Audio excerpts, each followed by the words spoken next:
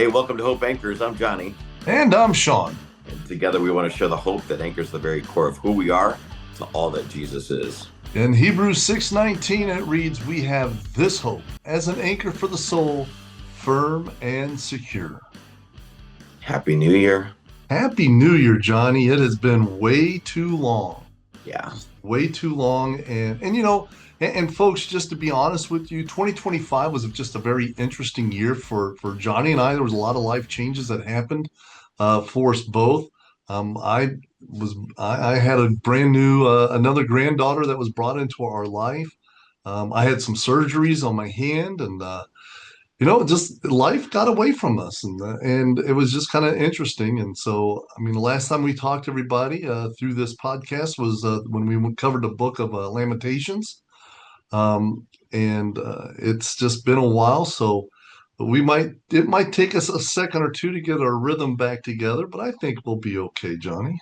yeah, I think so too. No, it's good to be back together again. And yeah, and so we're coming to you from Indianapolis, Indiana. We are a part of a church called Hope Church there in Indy. You can go to it at hopecov.org. And we initially started this podcast off by, it was actually COVID. We were hoping that we would use this to have another way to teach our own folks, and we kind of got surprised that this started to take off in different parts of the world, which is really Yeah, awesome. not just our hope was five or six people of our own congregation. We just wanted to have fun and get together and kind of talk about this stuff. But yeah, it's amazing. I should not be shocked what God's going to do with His Word. But yes, it's this podcast, Hope Anchors. I just want to thank everybody for sharing it with their friends and family, and as it continues to grow. For those of you that have been followers of ours and subscribers, I apologize we apologize to you all for not being on here sooner, but we are back, and we're excited. I'm excited because we're going to get back into the Bible, and in this whole series that we're going to do, we're going to cover the book of Mark. Yeah. And so I'm excited to get back into doing a little more research and finding out a little bit more about God's chosen people, and why Mark was chosen into this. Was quite fascinating for me. So I look forward. We're going to carry this series through Easter, if I'm Yeah. not mistaken, right, Johnny? So Yeah. so eat every week. We're going to have a new chapter going on. So I hope you all just sit back, relax, and learn and investigate. We've always encouraged all of our listeners to don't just trust us and believe in what we say. If you hear something that kind of tweaks your mind, look it up. Go do some research and find out. And that's exciting for us even because it's fun to get some fan mail every once in a while and have people tell us. It's really nice to see people talk context for once going through the Bible. So yes, we're excited. I'm excited. So Yeah. let's dive into Mark if you don't mind. Yeah. Um, Yeah. We're really excited to get into this. I have, as I thought about this year, I really wanted to introduce and reintroduce people to Mark, and I'm sorry, to Jesus, and do it through Mark. And it's a different take. In fact, Mark's gospel is the shortest of the gospels, but he's very fast paced. In fact, I brought up the fact that the word immediately shows up more times in his gospel than it does in the rest of the New Testament. It just goes from yeah. one scene to the next scene to the next scene, and you just better hold on. You're going to go for a ride. Well, and Johnny, when you were talking about that, I had to figure out, okay, why is that? Why is the Gospel of Mark that way? And I found it kind of fascinating because you know I've said this before, and it's not a knock on me. It's not a knock on my knowledge or my faith, or on what we try to teach in this podcast. If anything, I'm probably the poster child for what we try to teach people to go look things up. Because I'm not a scholar, I didn't go to seminary, but it doesn't discredit me whatsoever because I do my research. And the things that I found out about Mark was just it kind of floored me. I was not really raised in the church, so if you were to say, I look at the Gospels and being Matthew, Mark, Luke, and John, it's like, okay, you know what? Hey, these are the big four. So if you would have asked, hey, name some of the disciples, I would have listed Mark as one of the 12 disciples, and he wasn't. I'm like, wait a minute, then how's he writing all this stuff? Where does he get? How's he doing this eyewitness, writings of of Jesus and Jesus's life? And then I do some more research, and it's not Mark's eyewitness account. It was Peter's eyewitness account, and he's basically writing Peter's memoirs. Yeah. Well, So it's if you, interesting. There was this little piece that I have in one of my Bibles that talks about the fact that Justin Martyr was quoting the second gospel as the memoirs of Peter. I'm like, why don't we call this the book of Peter written by Mark?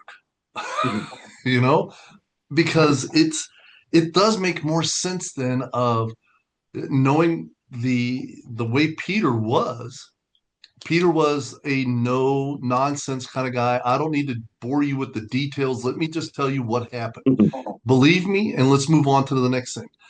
And so it kind of makes more sense to me now, understanding who's really the author of this book, even though it's Mark's penmanship, but it was really through Peter's eyes that we see this. So I found that kind of interesting.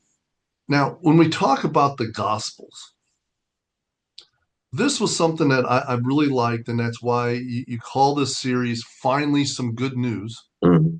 Because what is the good news? That's really what the gospel is. The gospel means good news. And in the Christianity world, it refers to the life and death and resurrection of Jesus Christ as the message of salvation, the forgiveness, the restoration of humanity's relationships with God. It's all through Jesus. It provides a way for people to overcome sin, receive eternal life, and experience God's kingdom. And that's what the Gospels are all about. And that's what they should each express. And I kind of look at it this way because being a movie buff, I look at the Gospels, every part of the Gospels, Johnny, should be the good, the bad, and the ugly. The ugly being sin. It's true. That's it. The ugly is the sin. The bad, well, the bad is the separation from God. It's caused by sin, but that's the separation. That's the bad part. And there is nothing that we as individuals can do to fix that relationship. And that's why we need the good news. Jesus. He's the one that can fix this. He's the one that died on the cross for us. He is the one that brings us restoration. And it's only through him that this can happen. And that's why the importance of the Gospels are just, that's why they're there. It tells us more about Jesus and Jesus's life. And in a way, I love the fact that Mark is the shortest of all the Gospels, and the fact that, hey, here we go, and we're just going to get I wouldn't say the highlights, but we're just going to get what's happening. Yeah. And I think when you read Mark and you want to know more about what happened in more detail, go to the other Gospels because Matthew goes into great detail. Luke goes into great detail of a lot of things that's being written.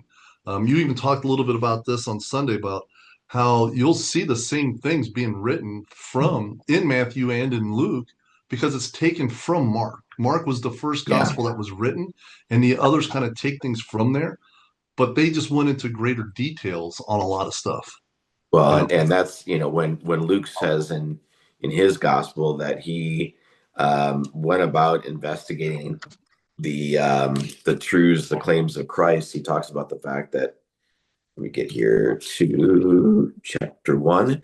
Many have undertaken to compile a narrative about the events that have been fulfilled among us, just as the original eyewitnesses and servants of the word handed them down to us.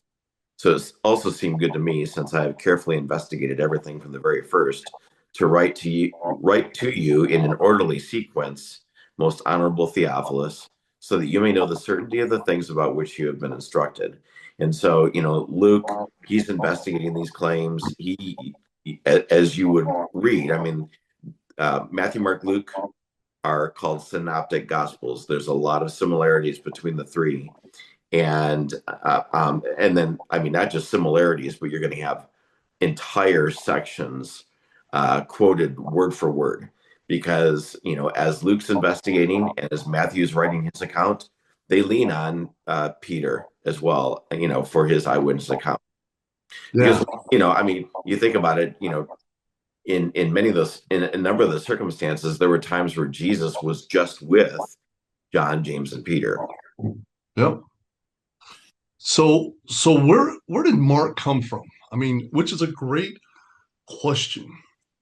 The first time we see the name Mark and Mark being introduced to us in the Bible by name is actually in Acts chapter 12.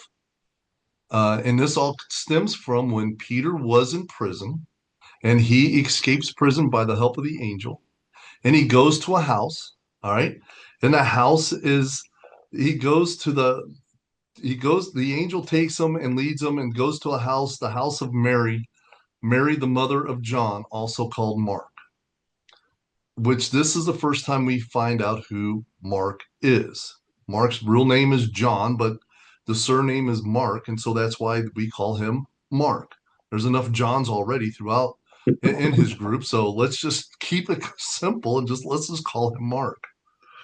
Now, I will say this, finding that piece of information for me made me want to dive into a little bit more research and do some things that, well, okay, how does he know to go to this house that Mary has? It's not his mom. This is a totally different woman, Mary, and the mother of John called Mark. And what I kept finding out from one research person to another commentator, they all were agreeing and come up with the fact that this is the house where the Last Supper was held. Now, there's nothing in the Bible that says this, all right? But this is what, I mean, a lot of them are saying that the house was essentially located. It had the upper room. They were influential family. And so that's how they knew these people. And that's just, I can't tell you that this is exactly where it was and how it was done, but it does kind of make a lot of sense if this is the fact that if this did happen, because Mark does become a very important figure as we go through the book of Acts and we go through mission trips and stuff like that. We find out more and more about Mark. Mm-hmm. So that's kind of interesting in itself. Yeah, he's the one who accompanied Paul and Barnabas on their first journey. Yep. Missionary journey is seen in Acts 12 and 13 and 15. In Colossians and in Philemon, Mark's mentioned as someone with Paul during his first Roman imprisonment, Colossians 4:10, Philemon 24. And in 2 Timothy as someone Paul desired to have with him during his second Roman imprisonment, 2 Timothy 4:11. Interesting. First Peter indicates that Mark was someone beloved by Peter and with him in Rome in 1 Peter 5:13. So with that thought and with this information on who Mark is, one of the things that I want our listeners to understand, and that's the age of these people of John, of Peter, of Mark, of Matthew.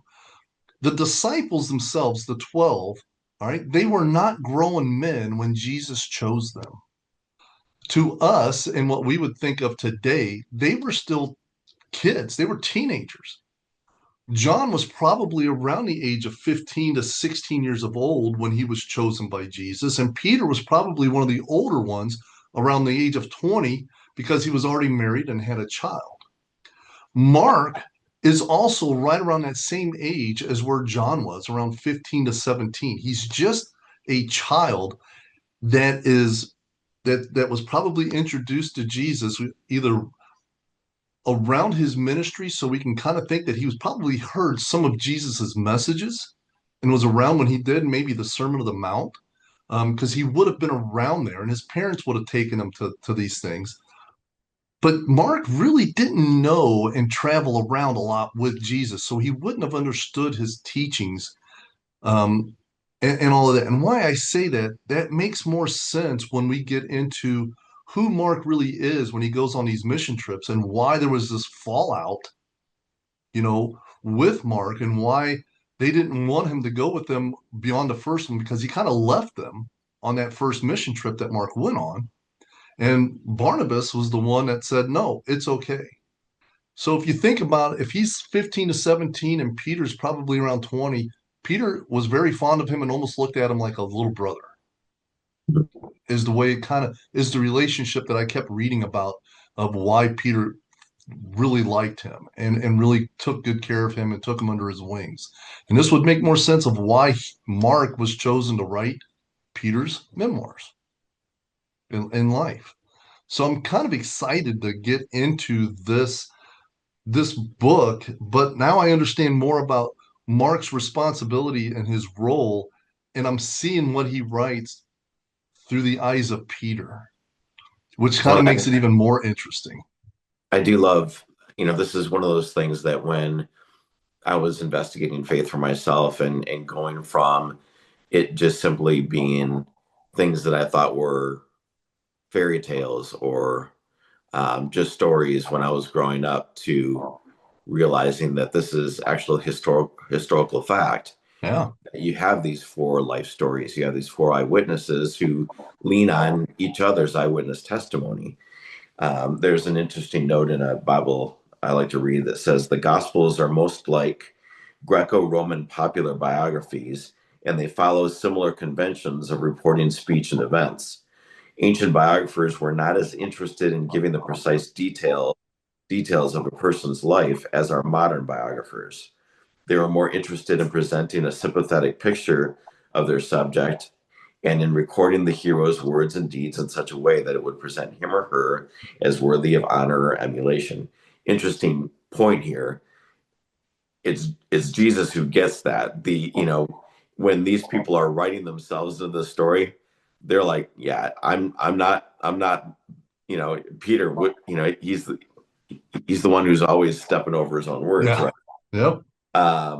That's another reason why I think, I can trust these words, because these people aren't writing about themselves in a very glowing manner. And then it says that, thus the Gospels don't give us the exact words of Jesus on every occasion, but instead his genuine teaching or his exact voice.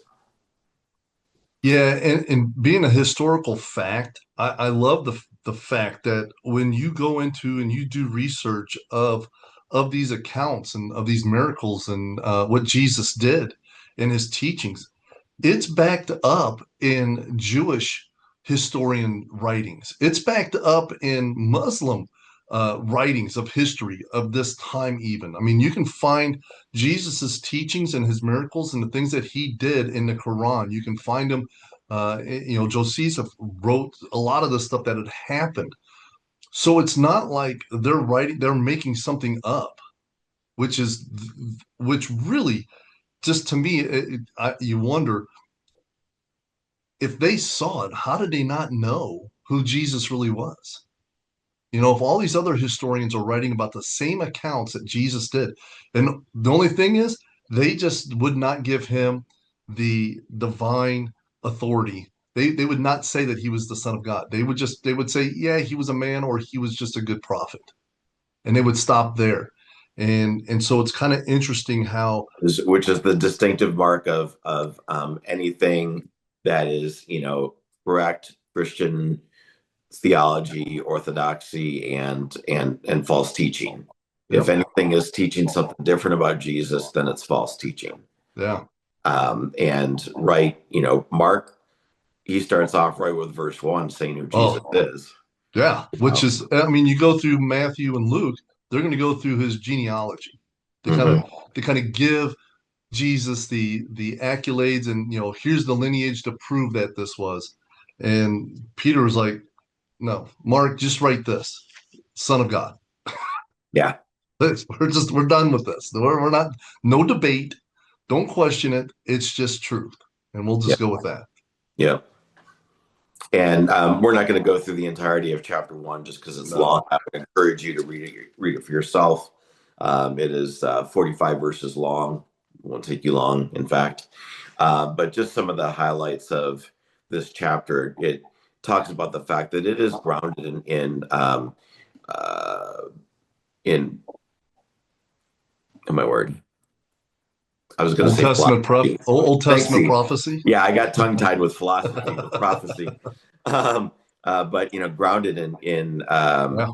in those scriptures where you go back to the words of Isaiah and you find that he is prophesying about John the Baptist, and here it's Jesus' cousin John, who is uh, creating this path, this kind of making a way for people to be able to receive Christ, and kind of clearing the path. And what people were doing was coming out to John at the Jordan River and confessing their sins, being baptized in the Jordan. And it's during one of these occasions that Jesus comes to John and is baptized himself. Not coming to confess his sins. He doesn't have to do that because he is the divine Son of God. He's even perfect in his humanity, but that he was identifying with us in our humanity as he went to go be baptized by John. But we have really these very fast scenes that take us through this first chapter with Jesus' baptism, where John tells the people that are coming out to him that yeah, though I'm immersing you in water, there is one who's going to immerse you in the Holy Spirit, and that when Jesus comes to be baptized, we have this incredible moment where a voice from heaven says, "You are my beloved son, with you I am well pleased." And it's from that moment that he is then sent by the Holy Spirit into the wilderness to be tested by Satan. And that's all we get from it in terms of Mark's take on it. You've got more details about Jesus' temptations in the Gospel of Matthew and in Luke, but you just have a very quick note that said that he was, driven out to the wilderness where he was tested by Satan for 40 days, which is kind of like a link, because you've got the children of Israel who were tested in the wilderness for 40 years. They Yep. wandered in the wilderness for 40 years, and they continued to fall even during those 40 years. But Jesus, during his time of testing, continued to withstand the attacks of the evil one. Yeah, there's a lot of little things that tie over that cross over a lot of things with the Old Testament and the New Testament and what Jesus was talking about. I mean, just the fact of being in the Jordan River alone is where this baptisms are happening. Mm-hmm. And uh, in the Jordan River in this area, from way I've understood, and it was not like the cleanest water around, but what was really fascinating is it also ties in with a lot of things from the Old Testament, especially with Moses. And I know the part of the Red Sea, but what does that flow into? But the fact is, the fascinating thing is, John tells them that he will baptize you in the Holy Spirit, the living water. Well, the Jordan itself is not just a pool that sits still in stagnant water. It is a flowing river. It is a living river. So when Jesus is baptized, he's baptized in a living, moving river. That is just really kind of interesting that how that all just ties in with why this is the area and the location. Yeah, and the 40 days being the 40 years, I love the fact, you know what? We can take honest comfort in the fact that he was tempted. Because that means whatever we've been tempted with, Jesus was already tempted. And he came out pure and he came out holy. And you know what? He was holy before, and he just proved the fact that he is our Christ. He's the one that we want to follow and emulate and be like. And but he did it to fulfill the law. And I love the way that Jesus just conducted himself even through this book, healing the leopard.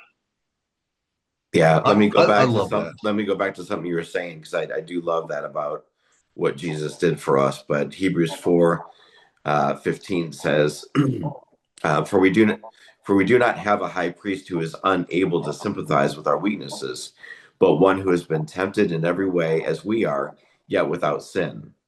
So, realize that Jesus went through a lot of the same testings, trials, temptations that you went through, and yet he didn't sin, but he did that to empathize with our testings. And to me, that gives me more comfort to know that, you know what? I know when I come alongside somebody with my story and what I went through, people can take more comfort in knowing that, man, you went through the same thing I did. How did you get through this? I can lean on Jesus. I can lean into Jesus now and say, how did you do it? How did you come through this clean? Because man, that is just unbelievable. Because I guarantee you, folks, you think you've been tempted? Satan did everything he could. Satan, and you go into the other readings, go into the other gospels, and you find out more detail. Satan uses God's words to really tempt Jesus because he knows this Bible better than we do. And the only one that knew it better than Satan was the man that was part of the word to begin with, and that was Jesus. But, just as Jesus goes through and selecting his disciples, and Peter's I love that he doesn't select the no, seminary educated pastors, theologians, teachers, guys who know the law back to back, left to right. He goes to commercial fishermen and selects as his first four disciples two sets of brothers, Peter and Andrew, John and James, who work for John and James' dad in the fishing business. And he tells them, hey, come follow me, and I'm going to make you fishers of men. and what I want people to understand, I think I've said this on one of our previous episodes, that might have been a year or 2 years ago, or maybe 3 years now. Understand this for a teacher, all right, for a rabbi, the way the disciples actually, after they got done with their seminary, with their schooling, if they were good enough, if they were smart enough and they passed all their tests, they were then able to go and find a rabbi and ask that rabbi, can I be your disciple? We're talking about these guys that got done with their education. They were not good enough to go do that. They were sent home to follow in their father's footsteps and take on the role of what their fathers did. They were going to be fishermen. So imagine this, they're the B team. All right.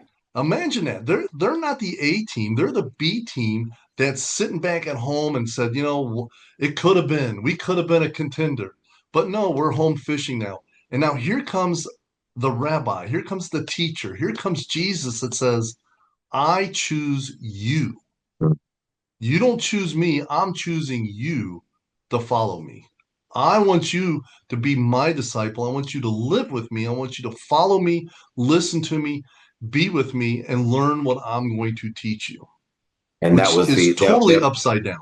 that was Totally the upside essence down. of being a disciple of a rabbi or a philosopher. You weren't just going to their philosophy class, No, philosophy 101. You're going to live with them yep, because you're not only going to catch what they're teaching by the words that they say, you're going to catch what they're teaching by the actions that they take, by how yeah, they respond to people. Does their way of life match up to what they're teaching? And so, that's that's become one of my favorite definitions of what a disciple is, that you go and live with Jesus, to learn from Jesus, to live like Jesus. yeah, yeah, and that's the amazing thing. And it hurts my feelings sometimes and breaks my heart when people think they have to be perfect to accept Jesus. Where Jesus is not looking for that perfect person. He's looking for the broken. He's looking for the one that I can do more with you than I could ever do with the person that thinks they're perfect. Yep. And folks, that's the whole truth about the good news is Jesus is coming after you. He's searching for you. He wants you. So it's really kind of neat. So as we get into some of the things that he does, I love the fact that, hey, here's my teacher. Now he's going to go teach in the synagogues, and we're just going to listen to him. And what's really fascinating when you think about this, most of the times in the synagogues, they're just reading the scrolls and they might say something. Jesus isn't reading the scrolls. They don't say Jesus. No, Jesus is in there teaching. He's teaching. And he's I, teaching as one who has authority. as yes, and the people that are, what's really funny is I love the fact that it's the demons that know exactly who he is. Right.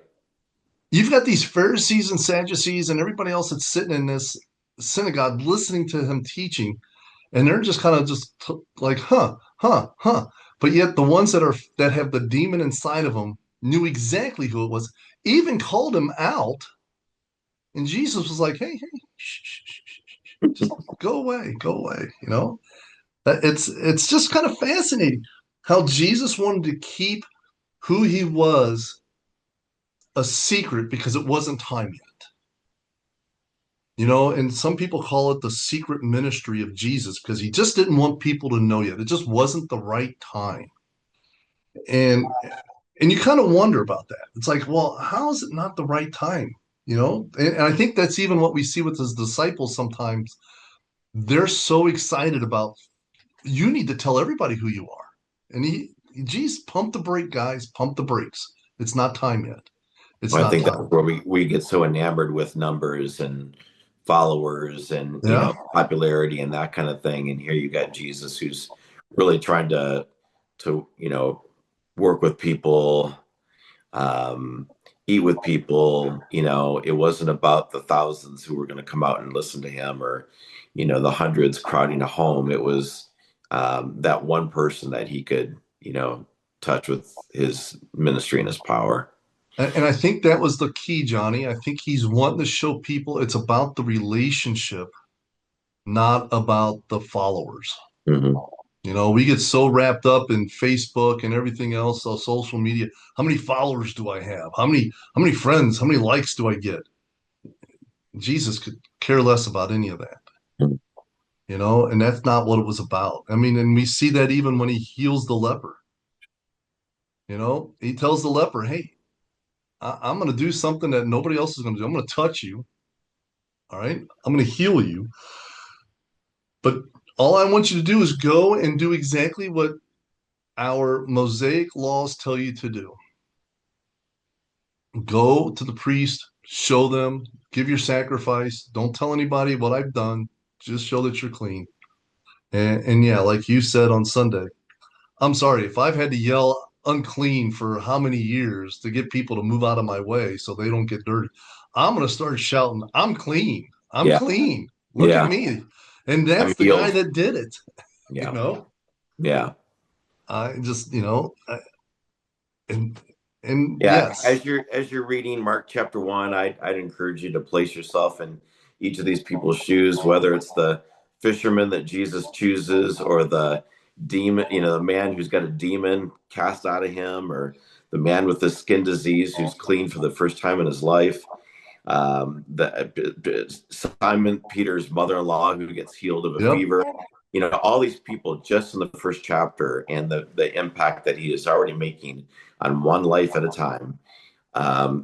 Maybe you are that one life that Jesus wants to impact and to touch. yeah. And I would even suggest that when you read this as a spectator, as somebody on that's right there seeing it happen. Hmm. What a fascinating way to say, "Oh my gosh, I just saw this happen," and you'd understand why it was so fast. And I do want to finish with the whole idea before we close this out.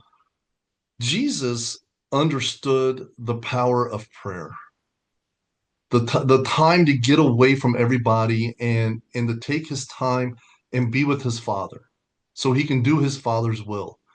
He worked on his relationship with his Father in a very private and personal way to get away from everybody else to do that.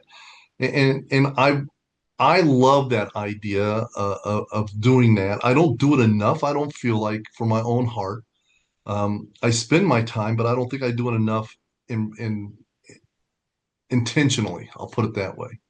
Um, and I think we should take note that that's exactly still what Jesus does. Even he knows who he is.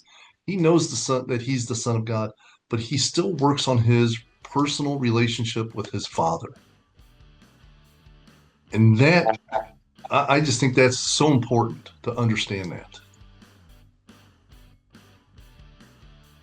So, I don't know, Johnny. We can talk more and more, but it's like I know we want to keep things going and everything else, and I'm just stoked about covering the book of Mark. It'll be fun. I just It'll can't. be a great adventure. Yeah, yes, it will. Yeah, it will. So, everybody, hey, welcome back. Welcome back. And hey, thanks for listening. Thanks for listening to Hope Anchors. Paul wrote in Romans 15:4, for everything that was written in the past was written to teach us, so that through the endurance taught in the scriptures and the encouragement they provide, we might have hope. That's always been mine and Sean's purpose, is to give you something to anchor your hope to. So don't give up. Keep looking up and keep hope alive. Amen, Johnny.